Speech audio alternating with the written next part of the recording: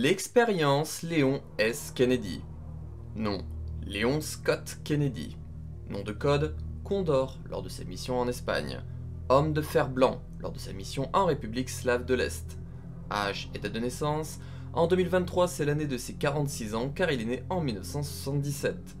Taille, entre 1m78 et 1m80, couleur des yeux, bleu, couleur des cheveux, brun blond, groupe sanguin A. Affiliation, formation de police avant fin septembre 1998. Policier de Raccoon City entre le 28 et 30 septembre 1998. Agent de l'US Stratcom, Anti-Umbrella Pursuit and Investigation Team de fin 1998 à 2011. DSO de 2011 à maintenant. Mission connue.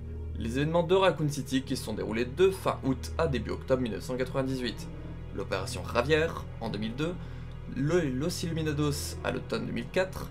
Harvardville en novembre 2005. L'attaque à Pittsburgh en 2006. Les incidents liés à la conspiration du Penhamstan en 2006. L'attaque de la Maison Blanche en 2006. La République slave de l'Est en février 2011. Toulouse en juin 2013. Langxiang en juin 2013. Washington DC en 2014, New York en 2014, 4 mois après le manoir de Querétaro, et l'attaque de la prison d'Alcatraz en 2015. En spécialisation, il est notamment un bon tireur et son statut est vivant. Info complémentaire, il est d'origine italienne. Sa famille a été impliquée dans des crimes abominables. Il fut l'unique survivant grâce à un policier. Ce dernier lui donna envie de le devenir. Il aime bien regarder des films. Il garda un briquet en souvenir de son père. Une fois son diplôme obtenu, il voulut rejoindre la police de Raccoon City afin d'enquêter sur les meurtres qui se passaient aux alentours de la ville, dans les monts Harclay. Il est arrivé en retard lors de son premier jour en tant que policier du RPD car sa copine l'avait quitté et il s'était isolé pour boire dans un motel. Il doit souffrir d'un problème d'alcoolisme car on le voit boire en mission en 2011 et il se saoule après la perte de son équipe dans la mission de Washington DC. Il buvait déjà du brandy ou de l'alcool pas cher en 1998. Léon a accepté de rejoindre le gouvernement américain suite à sa fuite de Raccoon City en échange que ces derniers prennent soin de Sherry. Il rejoignit la toute fraîchement créée Anti-Umbrella Pursuit and Investigation Team de l'US Stratcom, pour qui il suivit un entraînement intensif et fit de nombreuses missions comme l'opération Javier en 2002.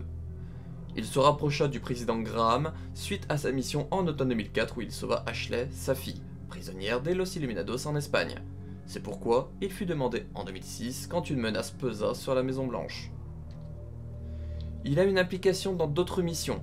Ce fut lui qui envoya son ami Ark Thompson sur China Island, il contacta Chris Redfield pour lui dire que Claire était sur Rockford Island, et son rapport Kennedy lié au Plagas fut utile à Chris lors des événements de Kijuju.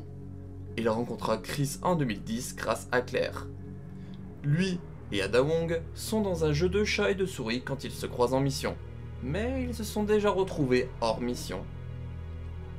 La présence de Léon S. Kennedy dans le canon de la saga se fait via Resident Evil 2 en 1998, potentiellement et en quelque sorte dans Biohazard 2 Drama Album The Female Spy Ada Lives en 1999 car c'est semi-canon, le rapport de Wesker en 2001, Resident Evil 4 en 2005, Biohazard 4 Incubate en 2006, potentiellement car semi-canon Biohazard Umbrella Chronicle Side A et B entre 2006 et 2008, Resident Evil Dégénération en 2008, Resident Evil The Dark Side Chronicles en 2009, Resident Evil 6 en 2012, Resident Evil Damnation en 2012, potentiellement car semi-canon Biohazard Damnation en 2012, encore une fois potentiellement car semi-canon Biohazard Vendetta Z Infected Experience en 2017, Resident Evil Vendetta en 2017, Biohazard Vendetta en 2017, Resident Evil 2 en 2019, Resident Evil Infinite Darkness en 2021, Resident Evil Infinite Darkness The Beginning en 2022, Resident Evil 4 en 2023 et Resident Evil Death Island en 2023.